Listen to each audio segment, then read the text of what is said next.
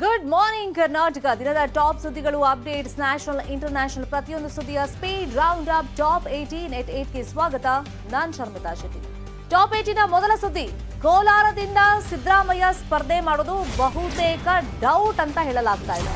ಈ ಹಿಂದೆ ಕೋಲಾರದಲ್ಲೇ ನಿಂತು ಮುಂದಿನ ಚುನಾವಣೆಯಲ್ಲಿ ನಾನು ಕೋಲಾರದಿಂದಲೇ ಸ್ಪರ್ಧೆ ಮಾಡ್ತೀನಿ ಅಂತ ಸಿದ್ದರಾಮಯ್ಯ ಘೋಷಣೆಯೇನೋ ಮಾಡಿದ್ರು. ಆದರೆ ಸಿದ್ದು ನಿರ್ಧಾರದ ಹಿಂದೆ ಈಗ ಹೈಕಮಾಂಡ್ ತಂತ್ರಗಾರಿಕೆ ಇದೆ. ಯಾವ ತರ? ಕೋಲಾರ ಬೇಡ, ಸೇಫ್ ಅಲ್ಲ, ನೀವು ವರುಣಾದಿಂದಲೇ ಸ್ಪರ್ಧೆ ಮಾಡಿ ಅಂತ ಹೇಳಿ ರಾಹುಲ್ ಗಾಂಧಿ ಸಲಹೆಯನ್ನ ಕೊಟ್ಟಿದ್ದಾರಂತೆ. ಕೋಲಾರದಲ್ಲಿ ಸಿದ್ದು ಸ್ಪರ್ಧೆ ಮಾಡಿದ್ರೆ ಟಫ್ ಫೈಟ್ ಎದುರಾಗುತ್ತೆ. ಸಿದ್ದು ಒಂದೇ ಕ್ಷೇತ್ರಕ್ಕೆ ಹೆಚ್ಚು ಸಮಯ ಕೊಡುವಂತ ಅನಿವಾರ್ಯತೆ ನಿರ್ಮಾಣ ಆಗುತ್ತೆ.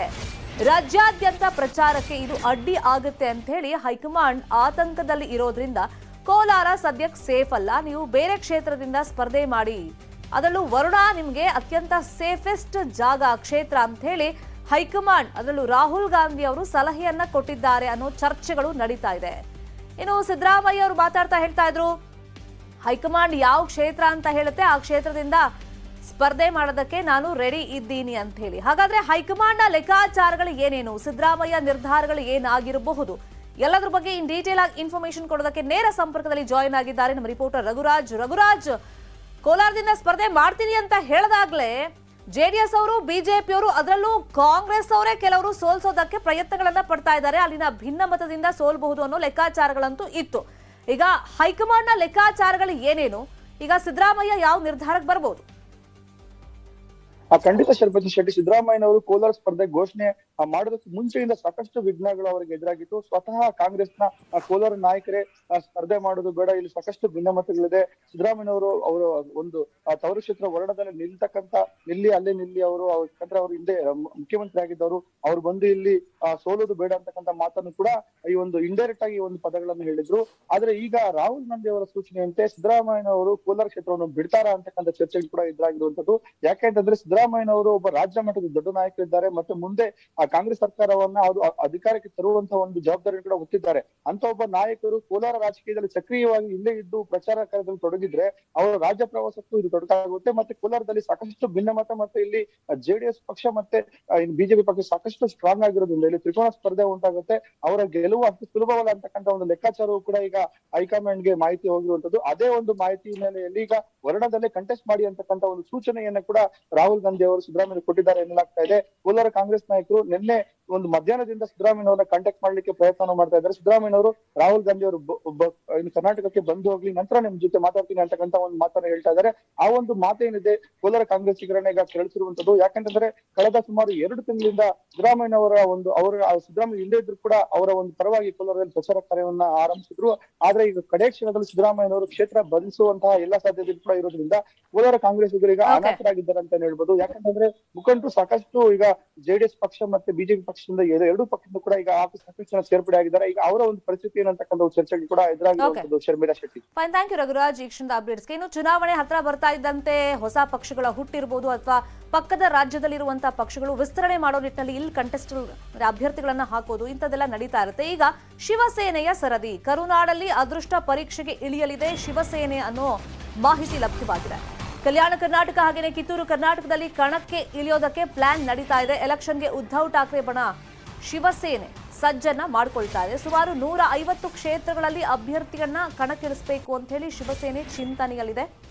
ಪಾರ್ಟಿ ಸಿಂಬಲ್ ಗೊಂದಲದ ಬಳಿಕ ಅಂದ್ರೆ ನಿವಾರಣೆ ಆದ್ಮೇಲೆ ಅಭ್ಯರ್ಥಿಗಳ ಲಿಸ್ಟ್ ಅನ್ನ ರಿಲೀಸ್ ಮಾಡ್ತಾರೆ. ಪ್ರಚಾರಕ್ಕೆ ಬರ್ತಾ ಇದ್ದಾರೆ ಸಂಜಯ್ ರಾವತ್ ಹಾಗೇನೆ ಆದಿತ್ಯ ಠಾಕ್ರೆ. ಈ ಪ್ಲಾನ್ ಅಲ್ಲಿ ಶಿವಸೇನೆ ಇದೆ ಅನ್ನೋ ಮಾಹಿತಿ ಲಭ್ಯವಾಗಿದೆ.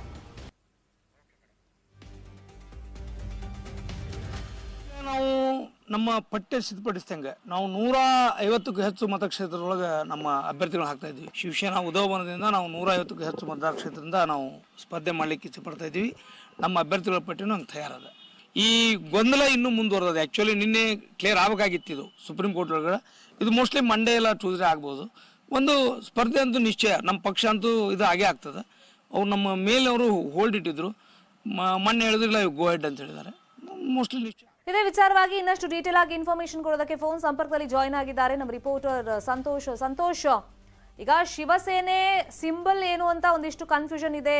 ಉದ್ಧವ್ ಠಾಕ್ರೆ ಬಣದ್ದು. ಹಾಗಾಗಿ ಯಾವ ಸಿಂಬಲ್ ಜೊತೆಗೆ ಯಾವಾಗ ಅಭ್ಯರ್ಥಿಗಳ ಲಿಸ್ಟ್ ರಿಲೀಸ್ ಆಗುತ್ತೆ, ಇನ್ನು ಹಿಂದುತ್ವದ ಆಧಾರದಲ್ಲಿ ಅಂದ್ರೆ ಆ ಒಂದು ಅಜೆಂಡಾ ಇಟ್ಕೊಂಡು ಇವ್ರು ಪ್ರಚಾರ ಮಾಡಿದ್ರೆ ಬಿಜೆಪಿಗೆ ಯಾವ ತರ ಹೊಡೆತ ಕೊಡ್ಬೋದಿತ್ತು? ಹೌದು ಶರ್ಮಿತಾ ಶೆಟ್ಟಿ, ಈಗ ಈ ಕಲ್ಯಾಣ ಕರ್ನಾಟಕ ಮತ್ತು ಉತ್ತರ ಕರ್ನಾಟಕ ಭಾಗದಲ್ಲಿ ಕಳೆದ ಬಾರಿ ಏನು 2018ರ ಚುನಾವಣೆ ವೇಳೆ ಸುಮಾರು 60 ಅಭ್ಯರ್ಥಿಗಳನ್ನ ಕಣಕ್ಕಿಳಿಸಿತ್ತು. ಈ ಬಾರಿ 150ಕ್ಕೂ ಹೆಚ್ಚು ಅಭ್ಯರ್ಥಿಗಳನ್ನ ಕಣಕ್ಕಿಳಿಸಬೇಕಂತ ಉದ್ಧವ್ ಠಾಕ್ರೆ ಬಣದ ಶಿವಸೇನೆ ಏನಿದೆ ಈಗಾಗಲೇ ಒಂದು ಪ್ಲಾನ್ ಕೂಡ ಮಾಡ್ಕೊಂಡಿರುವಂತದ್ದು.